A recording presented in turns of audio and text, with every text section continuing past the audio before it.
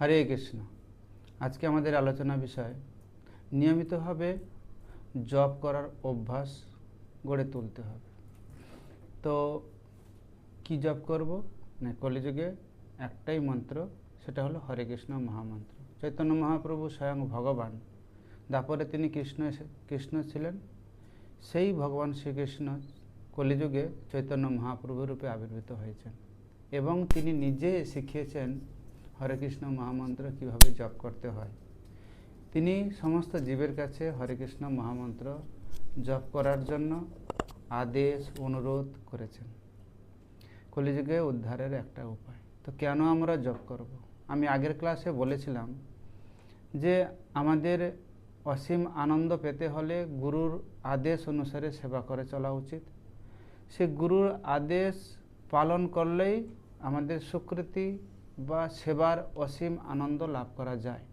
কিন্তু বাধা এসে যায়। সেই বাধাটা কি না, আমাদের মিথ্যা অহংকার। মিথ্যা অহংকার যখন আসবে তখন স্বাভাবিকভাবে মনে হবে আমি কেন ওই মানুষটার কথা শুনবো, আমি কেন ওনার কথাটাই কেন সবসময় চলবো, আমি কেন আমার মতন চলবো না, বা এটা করলে কি লাভ হবে, এটা করলে কি ক্ষতি হবে। এগুলো সব মিথ্যা অহংকার। মিথ্যা অহংকার মানে তার স্বরূপকে বিভ্রম করে দেবে, তার সঠিক রাস্তা থেকে পথভ্রষ্ট করবে। তো আমাদেরও বাস্তব স্বরূপ হচ্ছে আমরা কৃষ্ণের নিত্য দাস। এইটা ভুলে গিয়ে আমাদের মিথ্যা অহংকার আমাদের ভুলে দিয়েছে। ভুলে দেওয়ার ফলে কি হচ্ছে, নিজেকে কর্তা মনে করছে।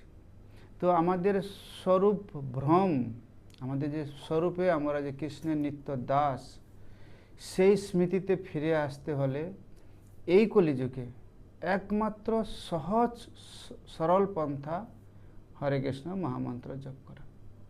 তো এই হরে কৃষ্ণ মহামন্ত্রের জপ নিয়মিতভাবে করতে হবে। একটা উদাহরণ দেওয়া যাক। এখন তো অবশ্যই সেই হ্যান্ড টুয়েবল নাই, জল কল, গ্রামের বাজারে নলকূপ থাকে। সে নলকূপে প্রত্যেক দিন মায়েরা জল আনতে যায়।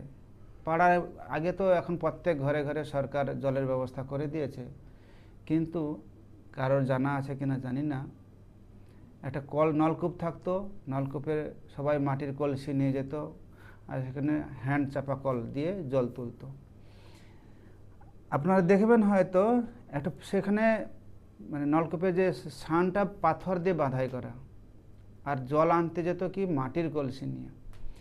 মাটির কলসিটা রাখতে রাখতে রাখতে রাখতে সে পাথর ঝালাই করা যে সেটটা, সেটাও ক্ষয় হয়ে যেত, ক্ষয় হয়ে একটা গর্ত মতন হয়ে যেত। তো কি কারণে? এটা মাটির জিনিস আর পাথরকে ক্ষয় করে ফেলতে পারছে। কেন না, নিয়মিতভাবে প্রত্যেক দিন একই জায়গাতে কলসিটা রাখতো। তাতে কী হতো, ওখানে একটা গর্ত হয়ে কলসিটা বসার মতো সুন্দর জায়গা হয়ে গেছিল। ঠিক তেমনি আমরা যদি নিয়মিতভাবে যার যেমন সময়, পড়া শুরু করার আগে বা রাত্রে শুতে যাওয়ার আগে বা কোনো কাজ নেই, কোনো প্রোগ্রাম নেই, 1 মালা 2 মালা, অন্ততপক্ষে 2 মালা করতে বেশি বেশি সময় লাগবে 5 10 মিনিট, 12 মিনিট। আপনার 24 ঘন্টা থেকে আপনি 12 মিনিট সময় দিবেন। তাতে কি হবে, নিয়মিত হয়ে যখন করে থাকবেন তখন আপনার হৃদয়ে যে কলুষতা নির্মল হবে। আর তখন সত্য অহংকার, আমি যে কৃষ্ণের দাস, সেটা প্রস্ফুটিত হবে। তখন কৃষ্ণ বসতে পারবে আমার হৃদয়ে। ঠিক আছে?